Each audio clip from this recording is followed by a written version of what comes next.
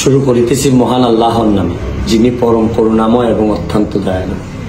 আমার চুনারুঘাট এবং মাধবপুর যে দুই উপজেলাকে আমি পর্যটন নগরী বানানোর জন্য সবসময় কাজ করে যাচ্ছি, আজকে আমার এই চুনারুঘাটেই একটি অনাকাঙ্ক্ষিত ঘটনা ঘটে গেল।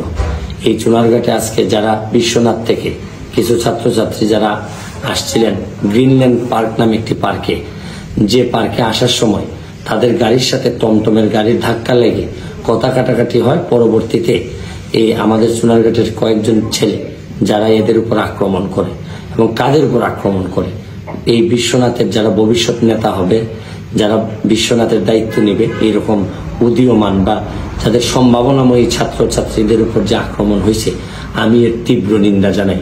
এবং আমি আরো দুঃখিত বা দুঃখ প্রকাশ করছি যে আমাদের এই এলাকাতে মাননীয় পর্যটন প্রতিমন্ত্রী থাকার পরেও কোনো একটা পর্যটন স্পটও আমি একটা পর্যটন পুলিশ বা পর্যটনের দায়িত্বে কোনো পুলিশ আমি দেখতে পাই নাই।